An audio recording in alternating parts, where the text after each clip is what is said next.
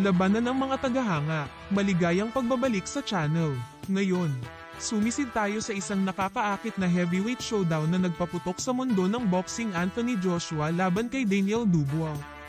Nangangako ang sagupaang ito ng mga Titans na magiging isang mataas na pusta na labanan ng kapangyarihan, kasanayan, at puso.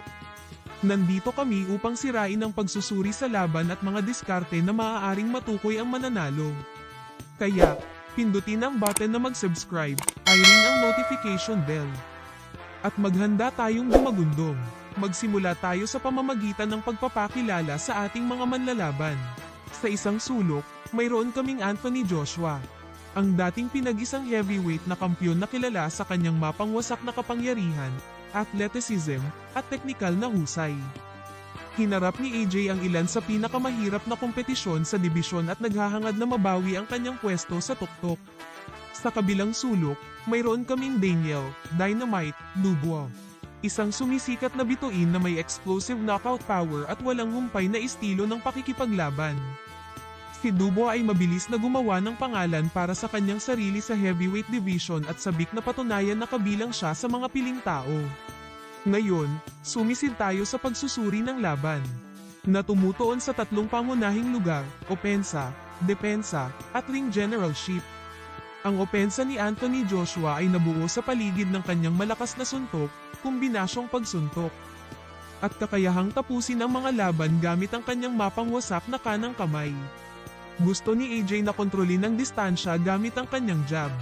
I-set up ang kanyang malalaking shot at sinira ang kanyang mga kalaban sa paglipas ng panahon. Ang pagkakasala ni Daniel Dubois ay tungkol sa hilaw na kapangyarihan at pagsalakay. Mayroon siyang dumadagundong na kanang kamay at isang malakas na kaliwang kawit, at hindi siya natatakot na makipagsabayan sa kanyang mga kalaban. Mahilig sumulong si Dubois, gamit ang kanyang laki at lakas para madaig ang kanyang mga karibal. Malaki ang pagbuti ng depensa ni Joshua sa paglipas ng mga taon. Ginagamit niya ang kanyang taas at abot upang mapanatili ang mga kalaban, gumamit ng mahusay na paggalaw ng ulo, at may matibay na bantay. Gayunpaman, si AJ ay nagpakita ng kahinaan kapag agresibo ang pagpilit.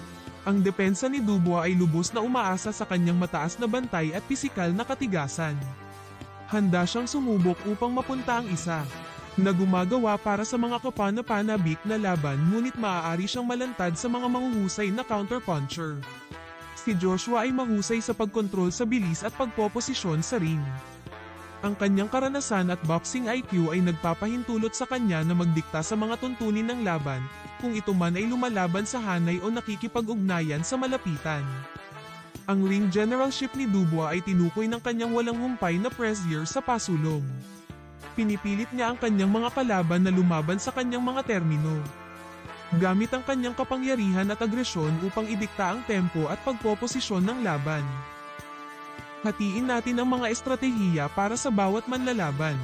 Para kay Anthony Joshua, ang susi sa tagumpay ay ang paggamit ng kanyang jab para kontrolin ang distansya, manatiling disiplina sa pagtatanggol, at gamitin ang mga pagbubukas ni Dubois sa kanyang tumpak at makapangyarihang mga kombinasyon.